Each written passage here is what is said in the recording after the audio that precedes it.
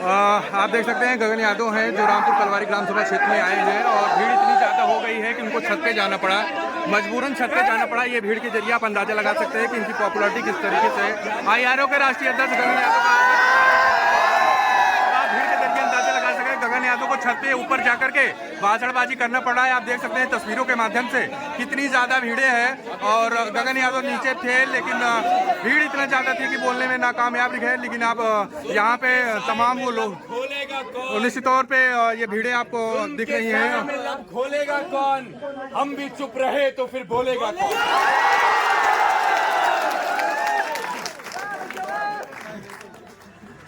अब आप लोगों को मैं एक भरोसा दिलाकर जाता हूं।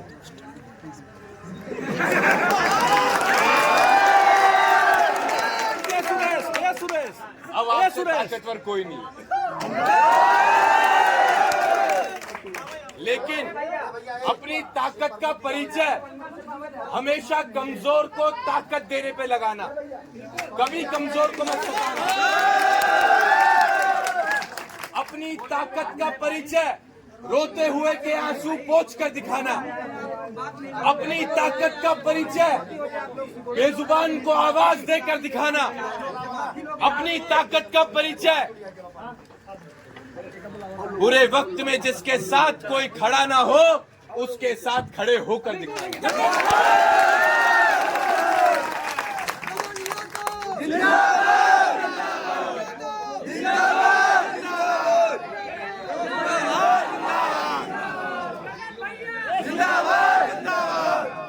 ये जो प्यार,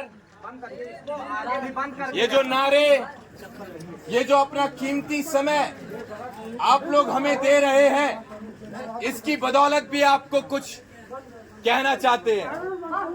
ध्यान से सुनना, बहुत गंभीर शब्द हैं और इनको बहुत महसूस करके मैं आप लोगों के पास तक पहुंचाना चाहता हूं। और ये भाव मेरे, ये शब्द मेरे उन लोगों के लिए हैं जो आज हमारे लिए यहां पर एकत्रित हुए हैं, कि जिसने भी दिया एक कतरा भी साथ हमारा, जिसने भी दिया एक कतरा भी साथ हमारा, जिंदगी रही तो समंदर लौटाएंगे।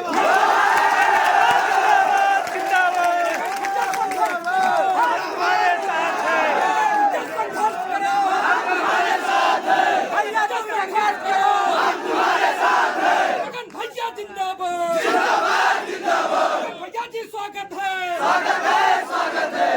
मेरा हिंदुस्तान जिंदाबाद, जिंदाबाद, जिंदाबाद। मेरा हिंदुस्तान गगन यादव, जिंदाबाद, जिंदाबाद। बोलिए भैया, कुछ बोलो देवे भैया। कहते हैं दुआ करो सलामत रहे मेरी हिम्मत, दुआ करो सलामत रहे मेरी हिम्मत, ये एक चिराग कई आंधियों पर भाई।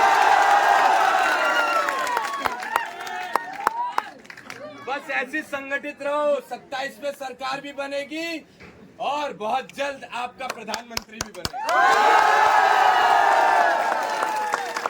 मैं फिर से कहूंगा, हम जातिवाद करने नहीं आए हैं, हम जातिवाद करने नहीं आए हैं, हम अपनों के आंसू पोंछने आए हैं। और हम विश्वास दिलाते हैं, भरोसा दिलाते हैं कि 27 में सरकार बनने के बाद भी हम हर उस आदमी के आंसू पोंछने का काम करेंगे जो सताए जा रहे हैं इन लोगों के द्वारा।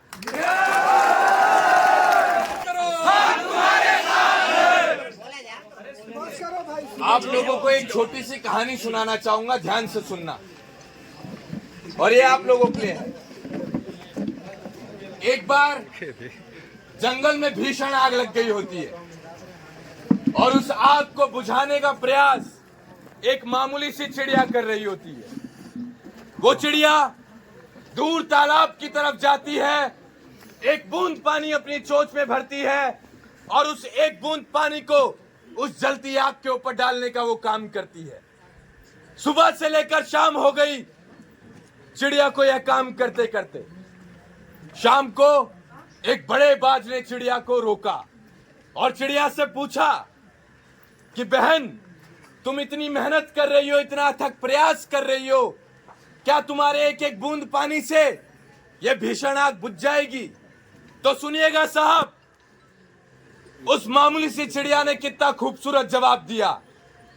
चिड़िया ने कहा कि जब भविष्य में इस बात पर चर्चा होगी कि जंगल में भीषण आग लगी थी, तो मुझ जैसी मामूली सी चिड़िया का नाम उस जलती आग को देखकर तमाशा देखने वालों में नहीं, बल्कि उस आग को बुझाने वालों की गिनती में आएगा।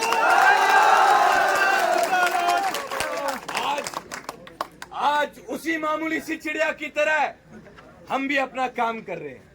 जहां जहां आग लगी हुई है, वहां वहां हम एक एक बूंद पानी डालकर उस आग को बुझाने का प्रयास कर रहे हैं।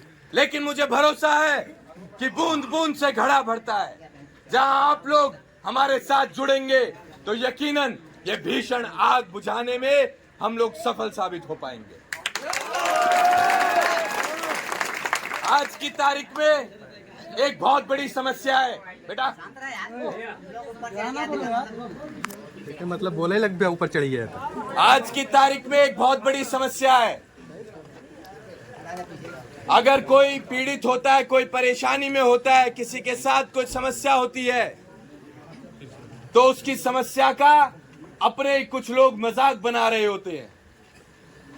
अपने ही कुछ लोग किसी को परेशान देखकर खुशी मना रहे होते हैं। तो उन लोगों के लिए भी एक शायरी तो बनती है, ये जलते घर को देखने वालों, फूस का छप्पर आपका है।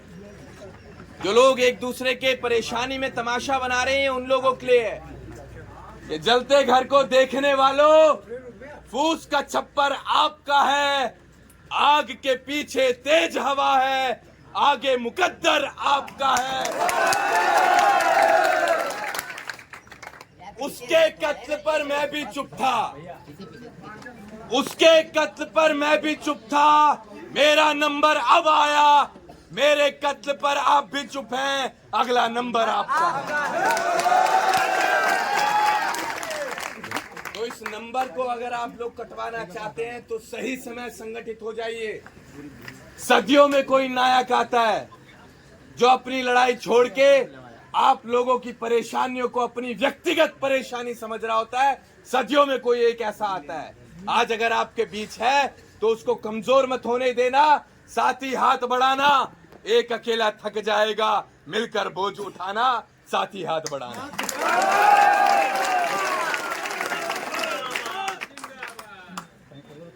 अभी आप एक दूसरे की समस्या का हल नहीं निकाल पा रहे, तो कल को आप सरकार कैसे बनाएंगे? हम तो इस बात को लेकर भी बड़ा चिंतित हैं।